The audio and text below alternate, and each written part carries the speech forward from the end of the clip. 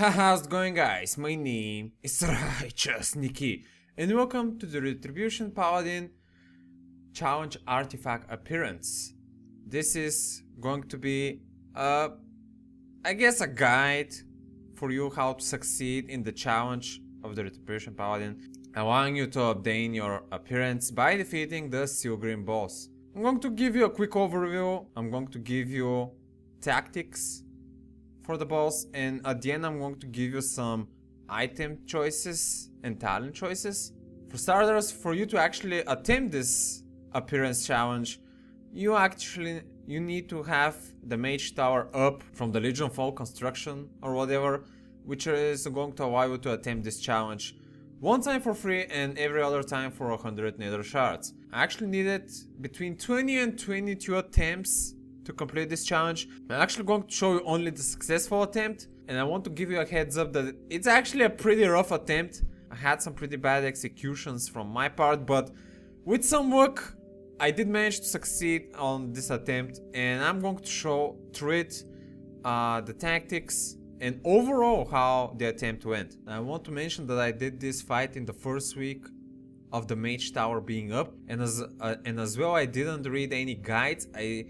All the attempts I figured out the mechanics myself, because I think it's a challenge if you figure out things by yourself and figuring out by yourself how to deal with the mechanics. That is where the real fun of the challenge is. Now what I will do is, I'm going to engage the boss, of course, I'm going to pop my wings, and I'm going to position in such a way that I'm going to bring Sigryn to the rune sphere, and I'm going to start AoEing in front of the Jar of Velbrand, the melee mob, which is going to allow me to damage the 3 NPCs at once. Now, this is where I'm going to start explaining you the tactics. Now, first off, the rune sphere is going to consistently cast Shadow Bolt.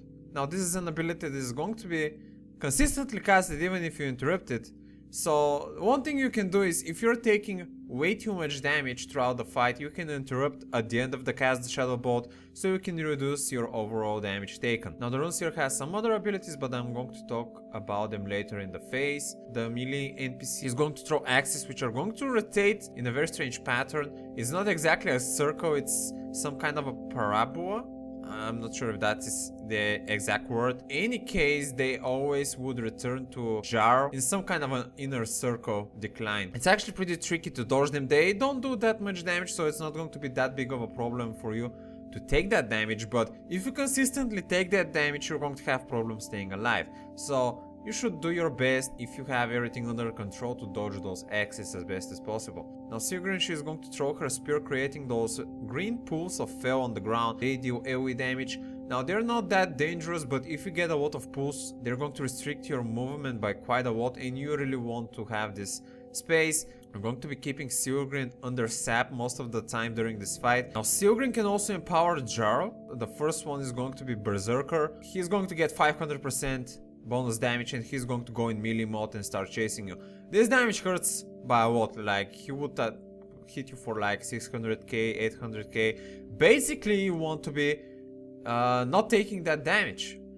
So for you to do that, one of the first things you're going to need to save for that moment is your stun, and the second thing you're going to use is Hand of Reckoning. I think that was how the ability was called. Basically, you put a hand on him that is going to slow his movement speed by quite a big amount. I think it was 50% or more for a decent amount of time. I forgot the duration, maybe 5 or 6 or 8 seconds.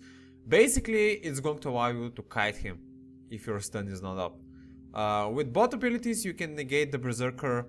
The next ability you are going to need to take care of, and is going to be one of the main abilities that you're actually going to wipe on, is going to be runes. You're going to get 3 purple runes spawned throughout the room. They're usually in a triangular pattern, and one thing that you really must keep track of about the runes is they're going to start off with a certain size, and it's pretty important for you to start from the one that has the smaller size. All 3 of them are going to decrease in size over time, and once they get to almost non-existent size, they're going to explode, wiping you, one-shotting you.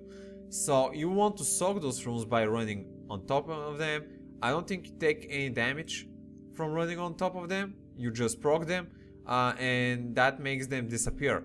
Now it's really important that you do them in order of the smallest one to the biggest one, because if you get, I don't know, knocked back, or you need to take care of some other mechanic, it's pretty likely that you're just going to not make it in time. Now one very interesting mechanic that is going to be helping you in this fight is going to be the golden globes. I don't know when exactly they spawn. I think they spawn if you're below 50% health, but generally whenever you take them, they regenerate, I think, around 40% of your health.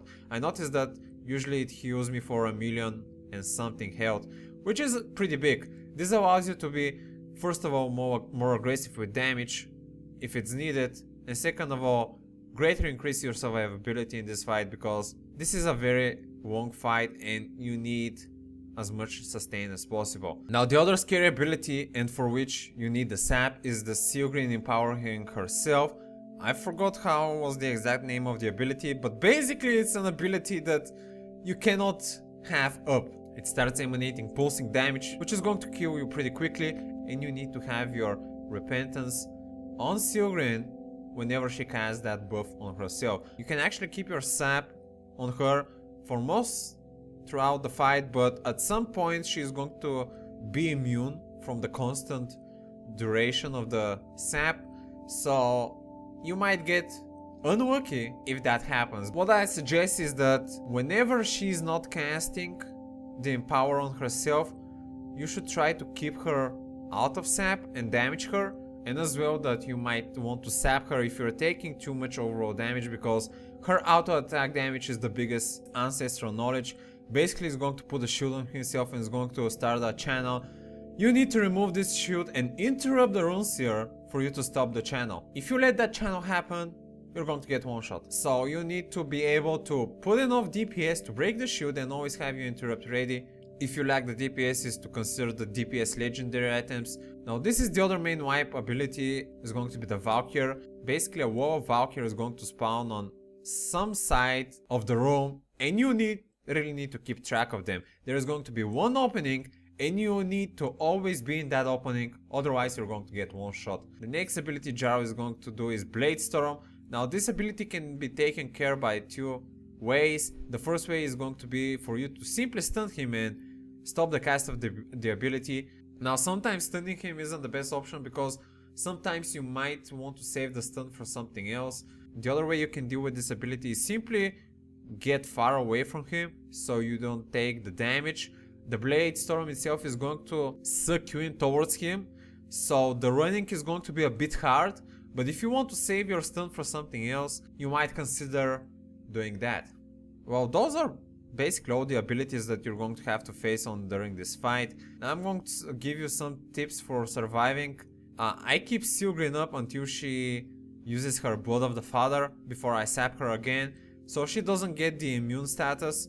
Now this is where I made the bad move for me to get tunnel vision on the rune and getting hit by the Valkyrie, proccing my Divine Shield. Now the Divine Shield has a 5-minute cooldown, the talent that saves your life, so you really want to not be making any mistakes and proc it accidentally just like I did. Now you have another big cooldown for you as a paladin to survive, which is going to be the Lay of Hands, which is going to be very helpful. Now I'm actually pretty low here, so I might consider using it. One tip that I'm going to give is the Justicar's Vengeance heal for a bigger amount if the target is stunned, because you deal 100% more damage to a stunned target with the Justicar's Vengeance. That is going to increase the heal, of course, with another 100%, especially if it's a crit. It's a very big heal. You really need to find a good balance from either damaging the three of them at once or keeping Sigryn sapped more time for you to be taking less damage and having the fight slower. Now I actually decided to sap her here because I felt that she was putting way too much green fell on the ground, which is restricting my movement by quite a lot, and I really didn't want to be taking extra damage while trying to dodge the Valkyries as well. Now this is a point of the fight where I actually accidentally took Sigryn away from her sap, because my judgment decided to bounce to her because I was too close to her, so she came out of the sap and I was already pretty low on HP, so I started to take a lot of unnecessary damage, so this is a point where I actually needed to use my lay of hands. So it's very nice for you to be saving your big cooldowns for chaotic moments like this. Now at this point here, Sigryn was up and I decided to pop wings and use my pot because I felt like the ancestral knowledge was going a bit slow, and as well as Sigryn was already up, so I decided to deal a bit more damage to the three of them, though I started to take a lot of damage from them as well, at which point I started using my Justicar's Vengeance to sustain a bit more as well. Now I can't give you an exact time where you want to use your pot, but generally whenever you can damage all three of them at once is a pretty good time. Now one mistake here that I did with popping my pot is that I forgot to pop my drums. At the end actually kinda helped me because I needed to push for some extra DPS later on. And this is another point where actually, thankfully my Divine Shield was up because I couldn't do enough damage to their Ancestral Knowledge. Now I decided to use the drums on my next wings and just start doing some heavy with damage. Have my Shield's Vengeance as well. You want to be using your Shield's Vengeance as much as possible as well, because especially for sustaining purposes, but you should be a bit careful to not have it up if you have Sigryn sapped next to you, because the explosion is going to remove the sap and that can fuck you up a bit if you're not careful, especially if she's casting Blood of the Father. That's basically the fight, guys.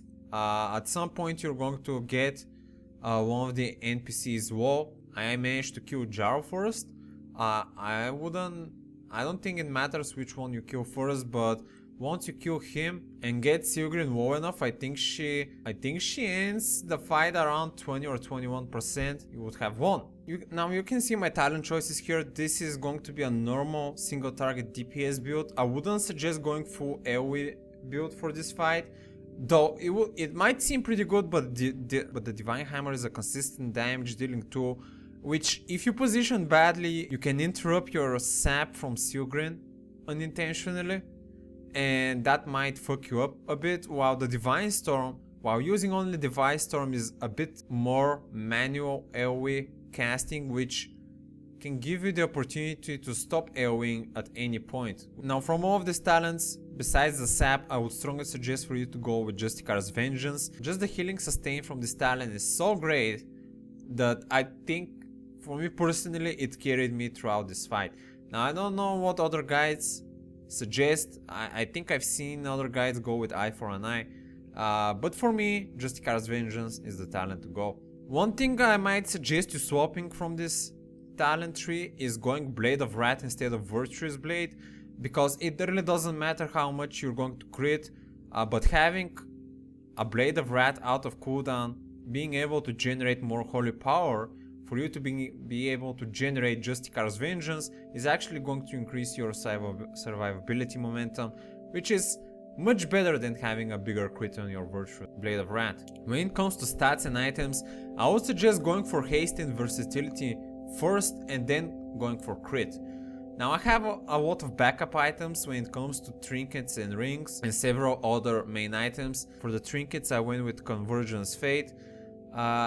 Actually for Paladin it's pretty weak. It reduces the cooldown on Judgment by around 10 seconds, but it's pretty good to have your wings up as much as possible in this fight, because they also increase your healing received from Justicar's Vengeance. Basically they make you not only deal more damage but have more self-sustain, which is pretty important. That's why I choose that for one of my trinkets. The second is going to be Chrono Shard. I actually got that from a mythic, from my weekly mythic chest. The proc of the shard is very helpful for this fight. It not only gives a burst of haste, but also gives you movement speed, which gives you a very nice mobility for you to be able to dodge soak runes and just make things easier for you. Now speaking about movement speed, Safe as a Secret is the one legendary I will strongly suggest for you to use in this fight.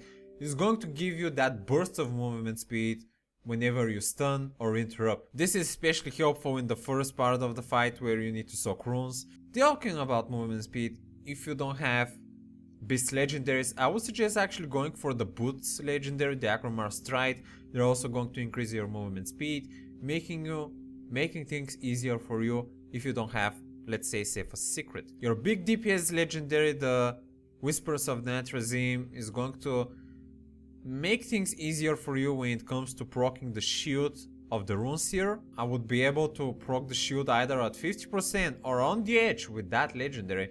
So as you can see, the fight is pretty hard DPS wise. So having beast legendaries is going to help you quite a lot.